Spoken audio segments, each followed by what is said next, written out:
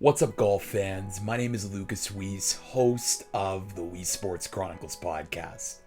It's day 3 of the Masters. We're 1 day away from the 2020 Masters getting underway, and again, another busy day filled with a lot of headlines and stories.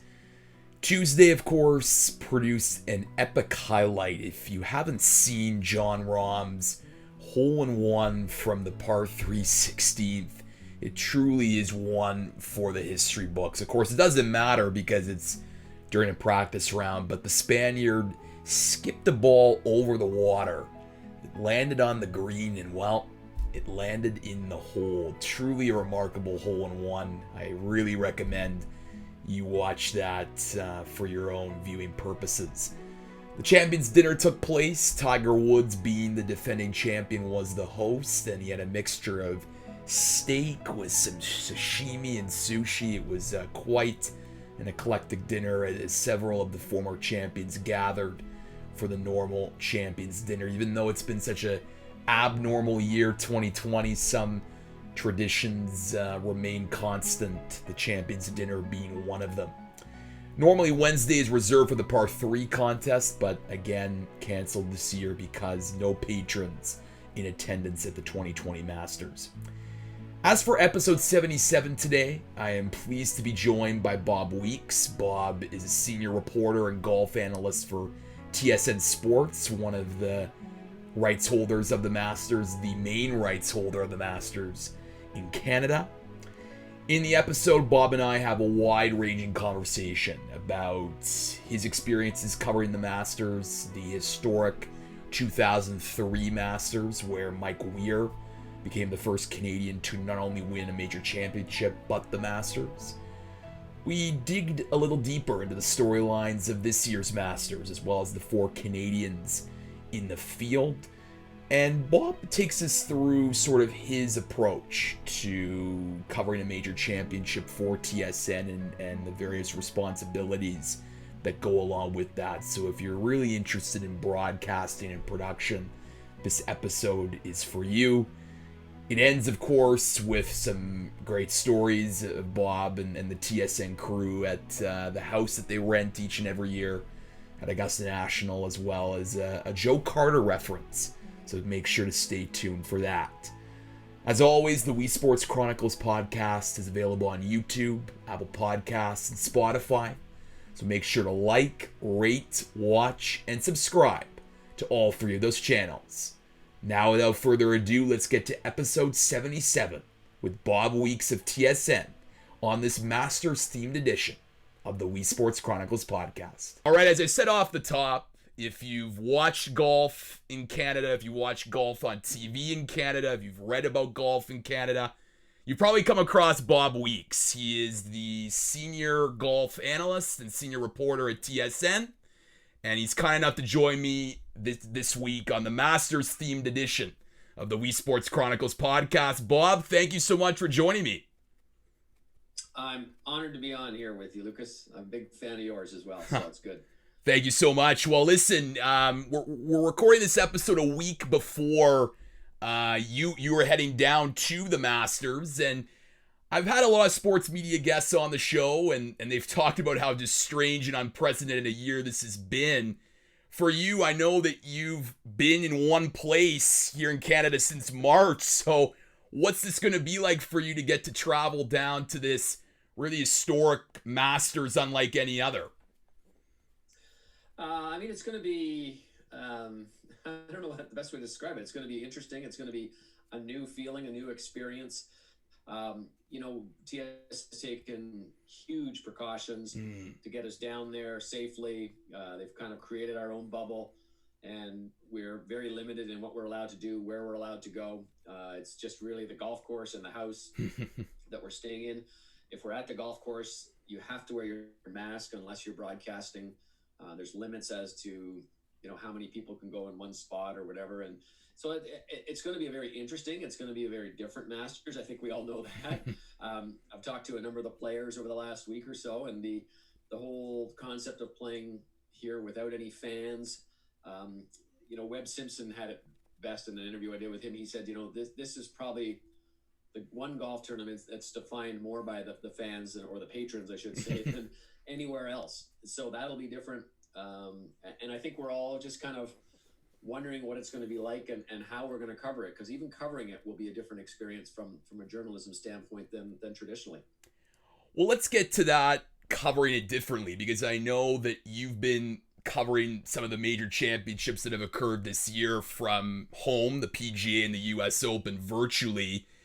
But now that you're there live, how is it going to be different than just your normal Masters experience? Well, I think the first thing is we're not going to be able to kind of just go up and interview the Canadian players, which is one of the things that I know our viewers on TSN really look forward to, because you don't necessarily hear from Adam Hadwin or Corey Connors or Nick Taylor or Mike Weir when you're watching CBS. So that's kind of one of the things and we're sort of restricted in how we're going to be able to do that. And we're trying to work around it a little bit and get them on Skype from their house and our house in Augusta, which seems odd. But the other part of it will be that with no fans, we are still allowed on the golf course. So going to watch, say, Tiger Woods coming down the 18th hole on Sunday, normally you can't get close to the place, and there'll be maybe 100 people around there, I guess, if you add in all the media and the other people who are allowed to go. So there'll be, from that respect, there'll be a lot of differences. There'll be a lot of adjustments, I'm sure, being made. We have a set that's actually over on the par 3 course. And will be at quite a lengthy time, although we're not on air a lot of times. We kind of bounce around with the different feeds on TSN, and we pop in for 2 or 3 minutes here, and then we sit down for half an hour and you pop in somewhere else. So that is what we're sort of used to, that part of it. But what it's going to feel like, what it's going to look like, those are things I don't think we'll be able to understand until we get there and have a go at it. Yeah, I mean, and look, I mean, the Masters is normally held in its April time slot. I think this is the third time ever in Masters history it's not in April, so that's strange, number one, in terms of how the golf course is going to be played. But then the fact that there's no patrons, and I think for the golfers, they've certainly experienced that this year at major championships, but this is the Masters where you can, play on the 13th hole and hear what's going down on 15 through the roars of Augusta. So I just think all those things, I guess, are going to affect the golfers and just how they play and how they focus on tournament time. Pretty much all the golfers that I've talked to or been in press conferences with have said that, this is the tournament where you can really feed off the excitement of the fans and the patrons. I keep calling them fans, the patrons, more than anywhere else. This is the place where, the scoreboards are not electronic. They're hand manually changed by volunteers. So it takes a little time for things to get posted. But, Mike Weir was saying, a Jack Nicklaus cheer, a Tiger Woods cheer. And essentially before you tee off, you kind of know where they're going to be in relation to where you are on the golf course. So if you hear a cheer out of your left ear at a certain point, that's probably Tiger making an eagle on 13. So for the players, it's going to be sort of a double-edged sword, because you won't know really what's going on at the spur of the moment, and you won't be able to feed off the emotion that the fans deliver to you. And I know that some of the golfers have mentioned in press conferences, like a Tiger, like a Rory, just saying how the lack of fans, let's say, coming down the stretch on a Sunday at a major sort of affects them, just because they're used to the galleries following them all over the place, which then I think may play into players that may have not been there before. And we saw that with Colin Morikawa at the PGA and Bryson DeChambeau, where obviously deserved winners, but you don't sort of know what they would have affected by if there were fans following them or heckling them on Sunday. So it's really interesting, I think, just in terms of how the lack of fans and patrons, as we call them at the Masters, affects these golfers in those pressure cooker moments. Yeah, and in some cases, as you say, it could be a benefit to them. You don't know what you don't know. So I had a long talk with Nick Taylor, and he was all excited when he won at Pebble Beach, realizing he was finally going to get to go to the Masters. And then he said, well, then there's no par 3 contest. There's not going to be any patrons. He said, there's so many of the things that you look forward to and you read about. But on the other side, he did say, this is going to be the experience that I know. So maybe there's some sort of a benefit to that. And maybe as a first timer, we know that it's hasn't been done since 1979 when Fuzzy Zeller was a first timer and won. Maybe it will be time for one of those guys like Nick Taylor or Colin Morikawa to get the green jacket in their first go around Augusta National. You mentioned how TSN has a set on the par 3 course. Is TSN bringing the same number of people down, or will it be fewer people on the set? So from that perspective, will it be a bit different? We have, I think, one less person than we would normally have. So our on-air crew is myself and James Duthie, of course, is the host, and Graham Dillette is going to be our analyst. We have 2 cameramen, 2 producers, a production manager, and then we do have 2 bus drivers. Okay. We are going back and forth in a big mobile bus. We felt that was the safest way to keep everybody together and keep everybody sort of homogenized, hermetically sealed inside that bus, and not have to worry about something going on in the bus. We've been taking lots of COVID tests to get there. We'll have there's COVID tests before you get on the property. And every 7 days, I think you have to have another one. So, it's pretty secure, but that's our crew is looking forward to it. And I think we realize that, there may be some backlash about going down to the location to cover this tournament during a pandemic. We don't know the political situation as well. Civil unrest is something that may spike up as well. So lots of nerves, I think, from the broadcast crew going down there. But lots of anticipation of covering which will be a very unique event and delivering it to golf fans. And I think at that time of year, outside of NFL football, there's not much else to watch, maybe college football, I guess, but it's going to be, I think, a big audience for Canadian golf. Well, I think it's going to be fascinating because I think just the whole ratings discussion in general this year in sports, because a lot of the events that have been put in different time slots, there's no comparison. So the NBA Finals ratings might be down, but there's no comparison because it's normally held in June. So it's going to be interesting here for the Masters. And I think that they're certainly going to be held earlier than normal just because of the time, daylight savings, and the time slot with the NFL. So, but I do think that because it's the Masters, and I think for a lot of golf fans, they just, regardless of when it's happening, I think there's a real connection to this tournament. People know about it. They love the traditions, the memories. And I think there's also a lot of interest this year in terms of storylines, which will produce hopefully a really good tournament. Yeah, there's certainly a lot of great storylines. I mean, we've got 4 Canadians in the field, which equals the most we've ever had. The last time we had 4 was 1965. I mean, you've got Brooks Koepka and what he's doing with the golf ball. You've got Dustin Johnson trying to continue on his hot roll, although coming back from a little shutdown with COVID where he spent 11 days in a hotel room and didn't do anything except binge watch. You've got the whole story about the town or the city of Augusta as well, which normally becomes just a crazy place. Financially, it's a huge windfall for them. There's 200,000 people, I think, that live in Augusta, and it's a multi-million-dollar event. People rent out their homes. A lot of the restaurants and bars will do, I've heard as much as a quarter of their year's revenue in that 1 week. So it's going to be very quiet as well in that respect. But the storylines are aplenty, and that makes our job easy to do.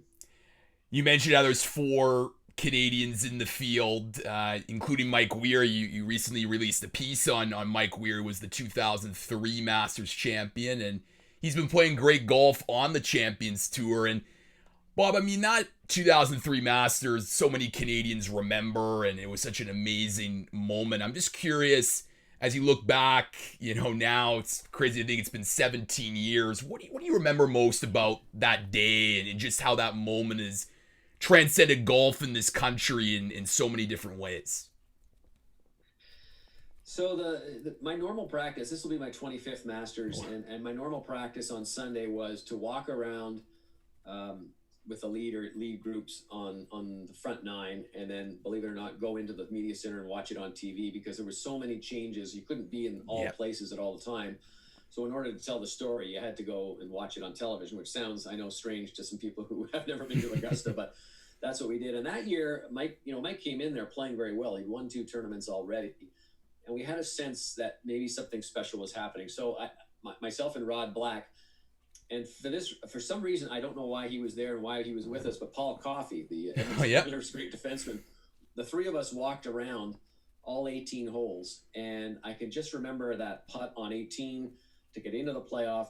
And then we walked down to watch the playoff. And then there was sort of a balance between, wow, this is so amazing for Mike, who I had covered since he was an amateur golfer, to the next momentarily later saying, wow, we got a big job to do. And so, we raced back and we got ourselves set up and we had all sorts of things to do. I can remember the press conference was delayed because Mike was talking to the Prime Minister, who I believe was Jean Chrétien at that time. And I even going through that craziness of it all, and it was extended after. When you win the Masters, essentially the first thing you do is you go down to the Butler cabin, you get the green jacket on. Then you come down to the press room and you do a little press. No, sorry. Then you go to an outdoor ceremony on the putting green generally, and they have a public presentation. Then you come down to the press room. Then, believe it or not, you go and have dinner with the members, and you sit in the main dining room with your green jacket, and you go and have dinner with them. And then after that, there are one-on-one interviews with select media.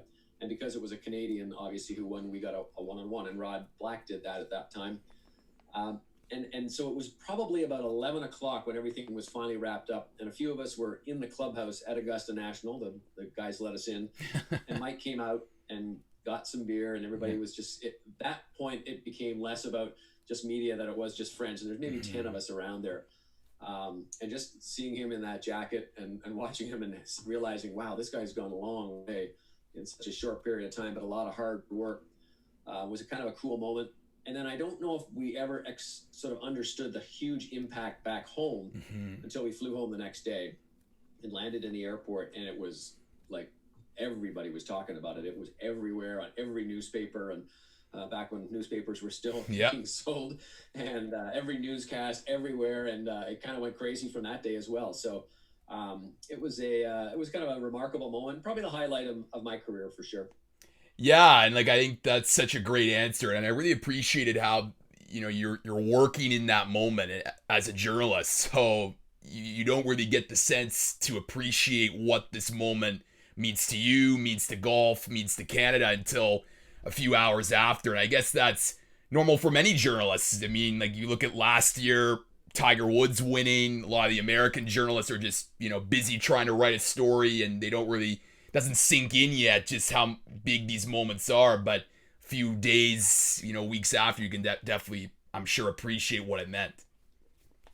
It's tough to be a sport like golf where there's not a lot of Canadians at a world-class level, and you're out there covering them all. You can't help but become friends with them, and become close with them. And I think, that might cross journalistic boundaries per se, in case you had to criticize them or something, or call them out on something. But in most cases, for all the guys who are on the PGA Tour right now, including Mike Weir, I covered them all as amateur golfers, and in some cases as junior golfers. And so you grow up and you become attached to them, and they become friends with you. And so it's a sort of a small group. And when you have someone who does something special like that and wins, a life-changing moment, it's you have to put your journalist hat on, but at the end of it, you can kind of take it off and celebrate as well. Adam Hadwin, Corey Connors, and Nick Taylor are in the field for the Masters. And I'm just curious, Bob, from speaking to them, what's their preparation been like? Because it's such a strange year and in such a strange time zone that I'm sure the peaking process for them to get ready for a major has just been so different, and they've had to adjust. Yeah, each guy has a different process. I think Nick Taylor has probably been the one who has... I don't want to say underperformed, but hasn't been quite as driven, I don't think, about getting back out here after the pandemic, after the restart. He took some more time. He has a young son. He took some more time at home. Adam and Corey played a little bit more, and Mac Hughes is probably the guy who played the best of them all. Just kept rolling along. It was interesting, though. I talked to Mike and before last week, and he said, I said, are you going to give these guys, your wisdom about Augusta National, because they're playing a practice round together? And he said, these guys come in now, they are so well prepared. There's so much analytics, there's so much information out there that they could put together their own game plan. I'm happy to help them out if they want to ask, but I'm not going to force my opinion on them.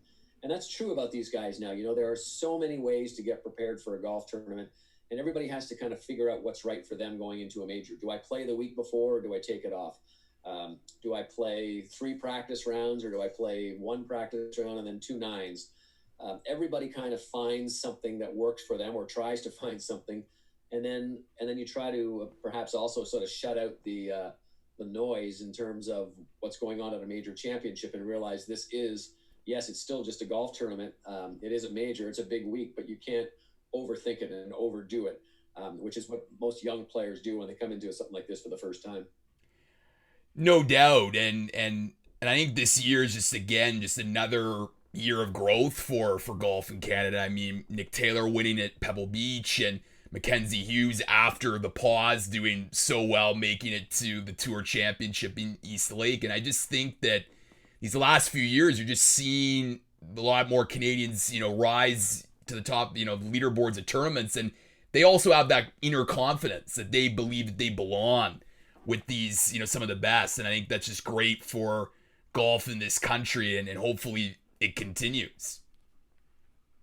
Yeah, to kind of wrap this around a little bit, we did a little surprise 50th birthday party for Mike Weir. We got all the Canadians who kind of come up behind him on the phone and on a Zoom call, actually. And basically every one of them said that watching Mike win the Masters was so instrumental in all their careers. Graham Dillette just said, I wouldn't be doing what I'm doing today if you hadn't won the Masters.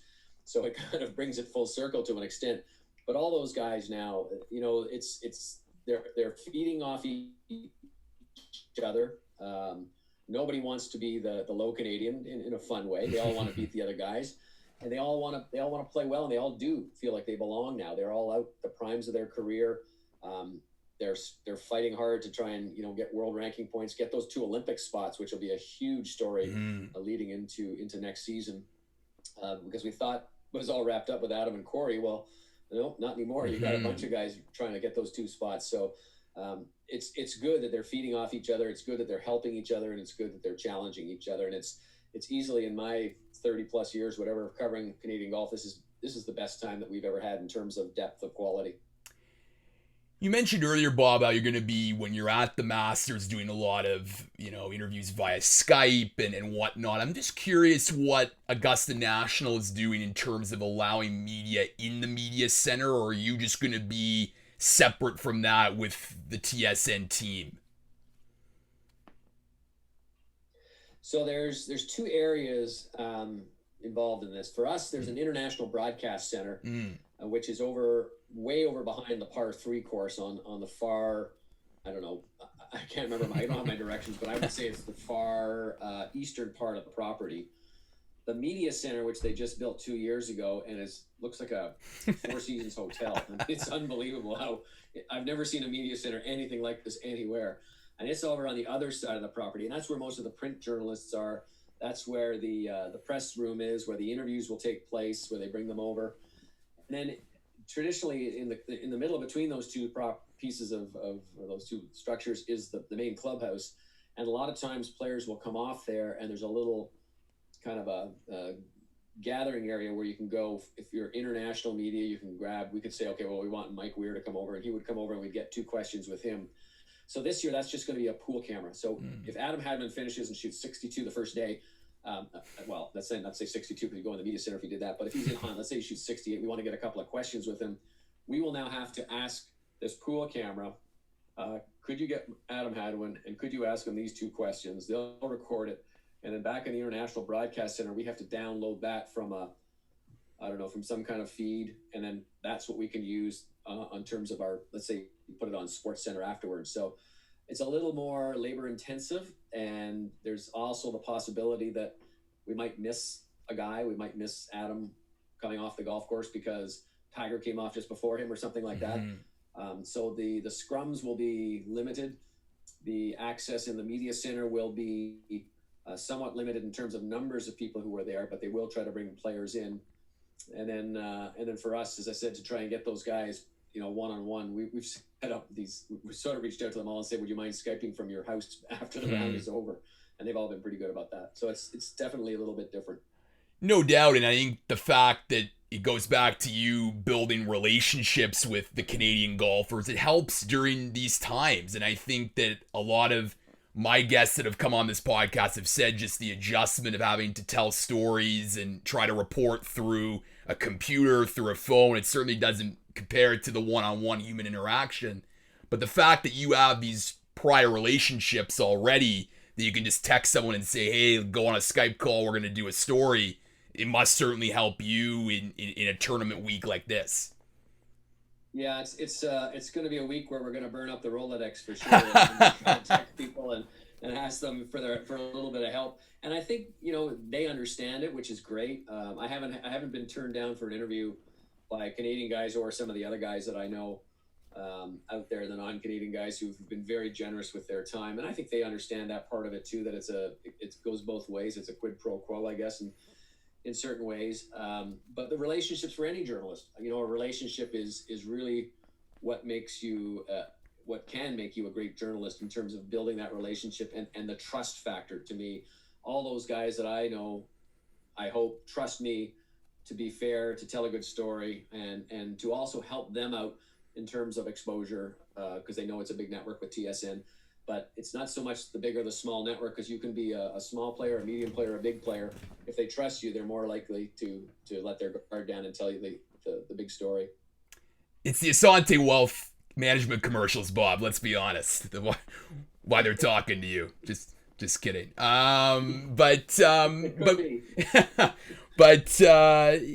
going back to just covering golf in like a tournament week, and I think some of my listeners may, know, okay, if you're covering a hockey game, it's one game and that's it, and you go on to the next game. But for golf, you're there a whole week, and I think it provides a lot of unique opportunities to tell some unique stories. I know this year is so different, but maybe if you wouldn't provide just the listeners just sort of an insight into what a week looks like at a major, just in terms of the pre-tournament responsibilities and then going forward for the 4 days. So generally speaking, we're there for 9 days. We would come in on the Sunday, which is what we're doing this year, and you hit the ground Monday, and you are, there's a little bit of a routine, I would say, the last little while, where generally speaking, that Tiger Woods is going to have a press conference on Tuesday, so we're going to do a Tiger Woods story on Tuesday. But Monday, Wednesday, and even when Tiger's not talking, a lot of times you're just wandering around the golf course, you're chatting with people, you might get a nugget here, you talk with some of the players, maybe you get something about what they've seen on the course, or how their game is, or some other kind of element that might not just be out there already, and you get scoops every once in a while that happen, but generally you're just sort of surveying the land and watching players and seeing if they're on form or hearing if they're on form. And then you also use the press conferences. We don't go in necessarily with an agenda to say, okay, this is what we're going to do on this day. Sometimes the story finds you and you have to kind of create a story. But generally speaking, one of the first 3 days is done on the Canadian players who are in the field. Tuesday is generally on a Tiger Woods story. And then Wednesday might be something to do with the tournament, the course. In this case, it's probably going to be something to do with Bryson DeChambeau. Could be Dustin Johnson. Whatever the main story is going that time. And then once the tournament starts, it's a lot about following the ball. And I've had, when people ask me, what's the best part about covering golf? And I say the two best things are, they don't usually have golf tournaments in rotten places. We're not going to Rouen, Noranda, or anything like that for a golf tournament. It's usually at a nice resort or nice weather. And the second thing is there's no night games. Your day is done, generally speaking, around 7 o'clock. There are early days and there are long days, because you will, generally speaking, the week of the Masters, we'll be at the golf course between 6:30 and 7 a.m. and we'll probably get home between 7 and 8 p.m. depending on the day and what's going on that day. It's not like you're digging ditches or breaking rocks for that entire period. You're sort of waiting around a lot, but they are long days and they are intense. They can be intensive moments in the days, especially, for instance, if Mike Weir wins or something like that happens, or Tiger wins his 15th major, everyone starts to scramble to put together the story. So that's kind of what a week is like at a major. And up until this year, I had done, I've gone 10 years in a row without winning I've gone 10 years in a row without missing covering a major, and I think I've covered 74. This will be my 25th Masters. Yeah. So you see all the sites, and you know kind of a lot of the same people, which always helps as well. And I guess too, Bob, you mentioned how the story may come to you. Are you in constant communication with your producer at TSN in Toronto, being like, hey, like this may go on Sports Center? I mean, what's that sort of back and forth like when you're there at the Masters? So for the Masters, generally we have a producer on site, okay. One or two producers on site, and they'll run the ship. They'll say, okay, this is what we're going to try and do today. And usually we'll do it over dinner the night before. We'll say, okay, tomorrow, what do you guys want to do? And we'll kind of hash things out, put together a plan. And then, a lot of times in the evenings, you're doing a lot of research. And then in the morning, you liaise with the people back in Toronto and you say, this is what we're thinking of. And they might generally, I'd say 85 to 90% of the time, they say, okay, that's good. Just go with that. And they'll tell us how much time we have. If your hit is going to be in Sports Center and it's going to be a 2.5 minute hit, or whatever they tell us. And then generally speaking, it's sort of a coordination between the two producers. And then we'll have a team plan of who's going to do what, what's James going to do compared to what I'm going to do, and what's Graham Dillette going to do to fill out that story, and who's going to have that role. We'll tell the cameraman, okay, we need B-roll of Adam Hadwin putting, because we know there's a story about his putter or something like that. So they go out in the golf course and shoot that. So there's a lot of coordination, and then I think we've been around it enough now that you generally know what the story is going to be and what your duties are going to be. So it's not like it's brand new, but it's always a little bit different, and you always have to kind of keep your head up and be ready to kind of pivot if something happens. I know there's going to be a lot of attention on Tiger, of course, given that he's the defending champion coming into this tournament. And I'm just curious, Bob, it's been over a year since he won the Masters, and I know he's not playing his best coming into this week, but when you look back a year later, just how special a moment that was, and could you imagine that moment happening with no patrons? Because I can't. I mean, I can't just imagine. It would not. I don't think it would have had the same, impact. The patrons certainly made it special. Yeah, the moment of winning, the grandeur of the event, is built up by the patrons there. I just can't imagine him walking over. And he's admitted he's just a hard time kind of getting pumped up for it. So without the patrons there, so it's going to be, or it would have been very unusual to see that happen. And who knows if it might have been a different outcome. We'll never know that, but it's very possible that something along those ways could have happened. But it's it's one of those things we'll never know the actual answer to, but we'll find out what it's going to be like this year. I mean, as you said, Tiger is not playing very well coming in here. I don't think he's going to have much of a chance to compete unless something happens. I've covered Tiger all his career, and the one thing I have learned is never underestimate what he's capable of. But I think there's just so many players playing really good right now that it's going to be awfully tough for him, using present form for what we know as an example, to try and take on the likes of Brooks and Dustin Johnson and Bryson DeChambeau and Xander Schauffele and the rest of them.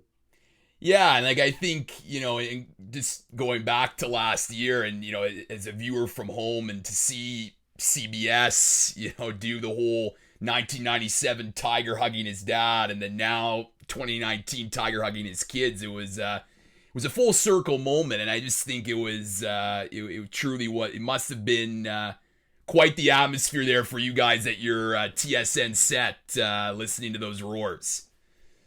It was.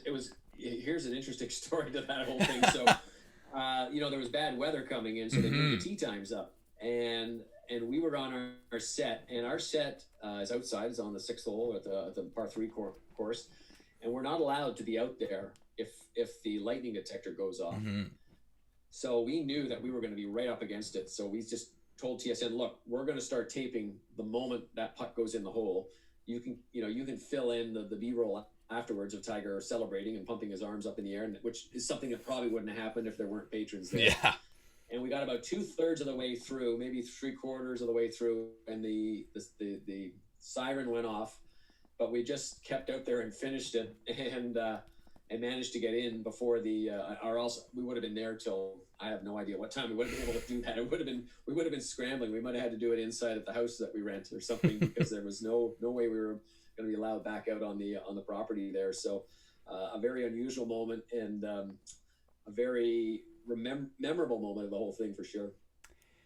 All right, time for some rapid fire questions, Bob. I'm doing this with all my Masters guests this week. And that is, first question, if you were to host the Masters Champions dinner, what would be on the menu and why? It would be pasta of some sort. I love pasta or pizza. I could eat pizza every single night of the week now. I don't know if the guys there, the old champions, would like that or not, but it would be some sort of spaghetti bolognese or something like that for me. No, it's awesome. And then what's your favorite Masters food when you're there at Augusta? I know they're famous for their for their foods. Yeah, the sandwiches on the golf course are, like the food is very inexpensive. You can get beer and an egg salad sandwich and get for $5. Mm-hmm. So, but my favorite is the egg salad sandwich, and I will admit this. This is, I think, probably the first time, Lucas, I've ever admitted this publicly. I will eat 2 or 3 of those a day. I just walk down on the golf course, walk through the concession stand, put my $1.50 down, and get my egg salad sandwich. I only once have tried the pimento cheese sandwich, and it was awful. So I'm never going to have that again. Hey, I mean, breaking news on this podcast. You know you're rising when that happens with some Bob Weeks scoops. And then you were mentioning about the house that you live in, and doing some research in this for this interview. I've heard that some famous guests may have popped by. Did Joe Carter? Did Joe Carter pop by the house won Masters?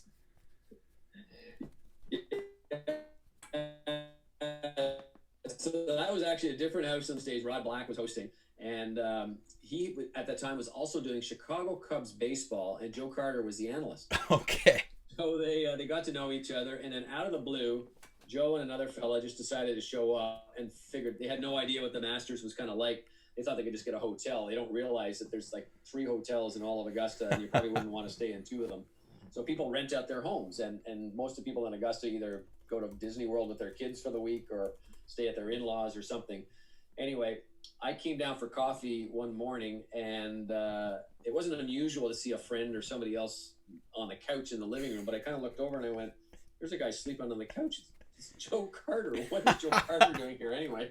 I just made the coffee and went back up into my room for a bit, and Joe turned out to be a really nice guy, and he baked us from scratch a pecan pie for the house. So I don't know too many World Series champs who can bake a pecan pie.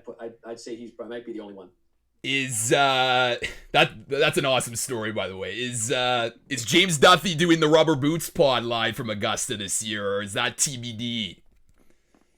Yeah, TBD. I think he is. I think there will be. I mean, it's a tradition now. We've had our, I think, 3 in a row with our star Puffy, and we'll see how that goes. Generally speaking, we do it the Tuesday night, which is the night of the Champions dinner. And there's also Golf Canada hosts a little party for all the Canadians who are down there on Tuesday. Of course, that's not going to be happening this year. So I don't know what's going to happen if the Rubber Boots podcast is going to happen, or maybe they'll do it on the bus on the way home. Who knows? Hey, I mean, the Masters is the tradition unlike any other. It sounds like the Rubber Boots podcast at the Masters is the tradition unlike any other as well. That's right. That's right.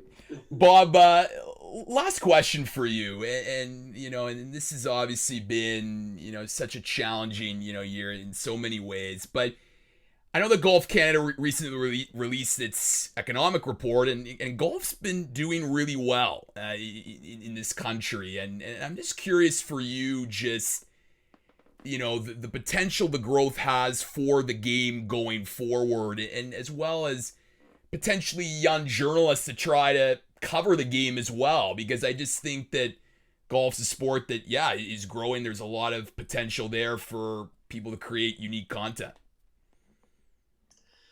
Yeah, it's they came out with Golf Canada came out with an economic report. It's actually NAGA, all the major golf associations together.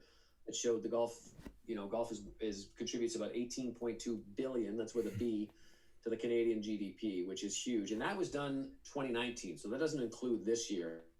And I know so many people who've played golf this year. It's one of the things we can do when it's safe to go outside. golf club equipment sales, used sales, all trying to get a tee time, is almost impossible. It's been a boom year out of crazy circumstances. Personally, for me, because I haven't been traveling like I normally do, about 150 nights a year, I've played more golf than I've ever played in my life.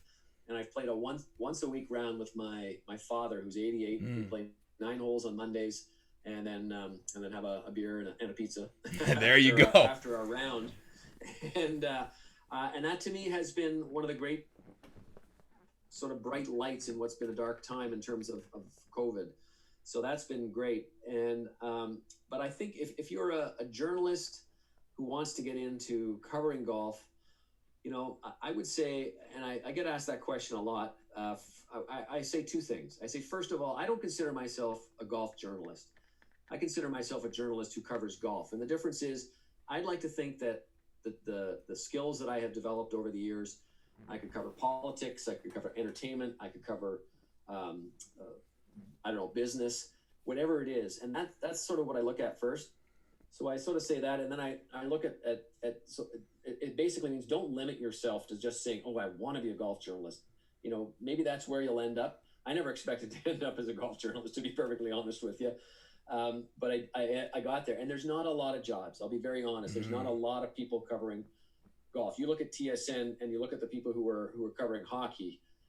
Gino Reda, Darren Drager, Pierre LeBrun, Bob McKenzie, James Duffy, Jeff O'Neill, Jamie McLennan, Mike Johnson. And when it comes to golf, it's like me and Mark Sakino is there, and that's really it.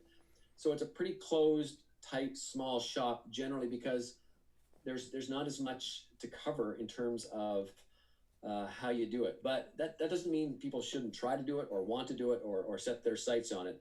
I would never discourage someone to do it. I would just say be realistic about what the opportunities are. And I've been lucky enough to do this for, as I said, 30 some odd years, whatever it is. And so I hope everybody gets the chance to follow my footsteps, because it's been just a wild ride, and it's not over yet. Bob Weeks is a senior reporter and golf analyst for TSN. Bob, enjoy the Masters, safe travels, and enjoy the sandwiches at Augusta National. And thanks so much for joining me today on the Weesports Chronicles podcast. Thanks, Lucas. And as I said off the top, I'm a big fan. Congratulations on everything you've accomplished as well.